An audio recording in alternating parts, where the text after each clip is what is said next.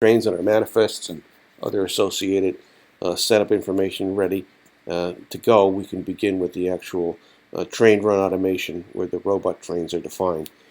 Here you see a list of the train runs that I have identified, and basically in these pages you basically assign what the constant locomotives are. Now in my case I have an option also to dynamically assign the locomotive at runtime as opposed to when I create the script here. So either way it can be done. But basically you assign your locomotives if you'd like it to pre-assigned and continue to the next step, which is to create the route that the train will follow. Now I've got a whole bunch of routes already defined, so I can easily pick one of them and insert it in here in the creation process. Here you can see I have assigned the route for the passenger train from Erie to Pottsville that we're talking about, number 4, and you can see that we have a slew, 33, turnouts en route from the origin to the destination, and the way the state in which the turnout should be, whether it's the thrown reverse or the normal closed. And also show what the point orientation of the turnout is, which becomes more important as you get into more of the automation steps. So you have to know how on your layout the point orientation from points to frog lie on your railroad. Everything is east to west and west to east. If you prefer, you can use north to south, south to north, but you can't have more than the 2 directional vectors, if you will. I think the prototype pretty much has shown that to be the case. Okay, so the next thing you do after you define the route is move on to the more advanced step, which is called the run stops operation. And here, again, I use the fact that I am using an existing train number we defined earlier, train number 4. And so basically it creates the run ID, which you happen to remember, if you remember, you saw that in the train detail as the run ID. Okay, so here we create the run ID, and we have an option to link it to the train for itself. We show the direction that we're going to run, and basically because it knows where the stops are, okay, and it knows the direction we're going and so forth, it automatically creates using default parameters. Now these can all be overwritten manually here. You can tune it and so forth. Among the interesting things here is not only whether there's sound on arrival and departure, a horn or a bell. Ultimately, I'd like to have a message be actually spoken here. We're not using it yet, but basically that would be cool. And basically, in the database, we have all the stop locations on a particular block.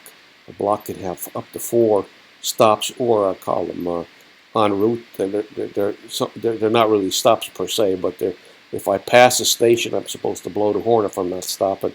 If I pass a crossing, I'm supposed to ring the bell before I get there and as I pass through it and so forth. So you can have up to 4 of these, including regular stops, on a given block. And the way it's done is by knowing what having a tuned engine so that it operates according to a predictable speed. We know how many inches each stop is from the east or from the west, depending on the way you're running, and the script can calculate all that. So basically, I'm just going to show demonstrations. We're only going to use the simple case. We won't activate the crossings and the yards and the ones I generate. But I am going to bypass the stations in this setup, and I'm going to do crossings. And also, when you come to a yard, there's a stop obviously there. So once you have the stops defined, okay, just to go through the thing. So there's our 17 stops.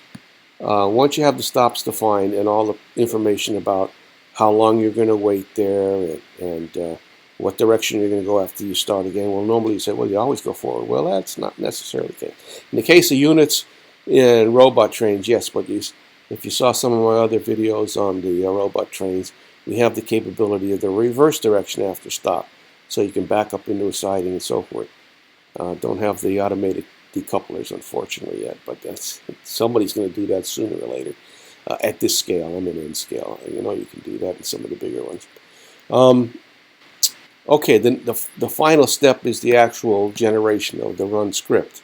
And, you know, this, again, is very busy on the screen here, but it's actually all created by the simple press of a button here. The button that says Compute Multi-Stop Blocks creates all of the detail that you see in the lower child window there.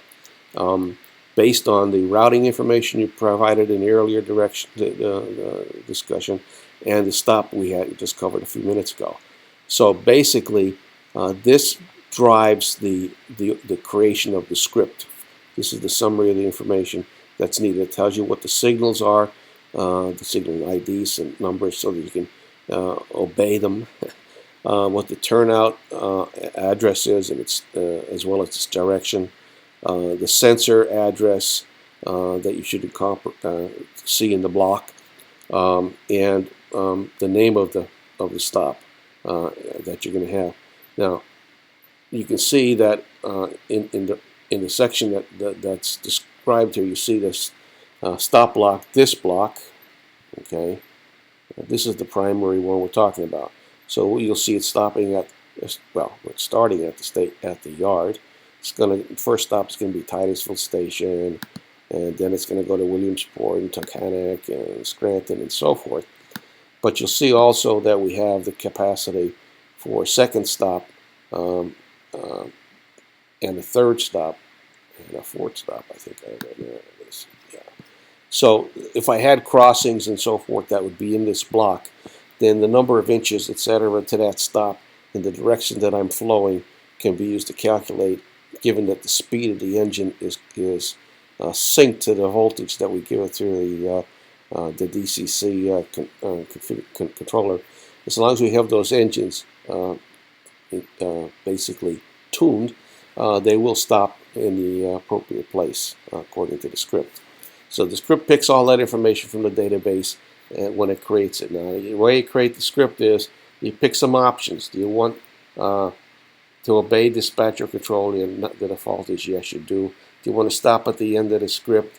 You can set that, or you can make it also stop by the fast clock timer if you'd like.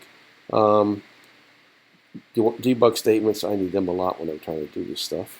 Add a start command basically to the script. Of course, you have to have that automated, and then basically you can automate it. In the case we're going to be showing now, we're going to be showing robot trains that are triggered by the fast clock. So that will be different in other cases. Here we could use the addresses, which could be controlled by a turnout, or we could have a transponder number triggering it, in which case you select that. And basically this says use the locos in the constant spec. If you don't check this box, then it'll prompt you for the locomotive DCC address at runtime. Otherwise, it'll pick it up automatically at this point. This tells you whether you have sound or not. Okay, do you have sound? In this case, I have it turned off. I don't have it in the particular locomotives I'm going to be using. Whether the sound will be in the lead locomotive or whether it be in the second locomotive, and basically that's it. Now, to make the actual script, you click this button next, and we'll show you what that looks like when it runs. And finally, you're going to click this button up here, which will make the XML Logics that will be installed in your JRMI. So that logic will pick up all of the ones that are in the subdirectory that we create with these. So in this case, we'd be using just the 4 passenger trains, and we'd click this one for each of them and create 4 scripts, put them in the directory, and then we'd click this and put it in the JRMI prime folder, and we would modify the preferences in the JRMI to link it all together. And we'll be showing you that shortly. So that's basically it. You created your robot trains. You created your logics to use the fast clock. The fast clock will use the time set as the defined in the manifest, where whatever you said your start time was. And as I said, we created that when we created the train, but you can override that if we go back into the manifests. You can see I played a little bit with the time. So we had, I set that to 1 o'clock. I set this to 1:15, 1:30, 1:45. So when we run the scripts, we should see the trains, and I basically overrode times that were in as the default times for those trains. The actual times is what we'll use to actually trigger the train startup via the logics. So the fast clock will be run, and when it hits 1 o'clock, it'll fire a 4 off. When it hits 1:15, it'll fire a 5, 15, and 16 on their times respectively. There's a little more complication than that, but basically that's the idea.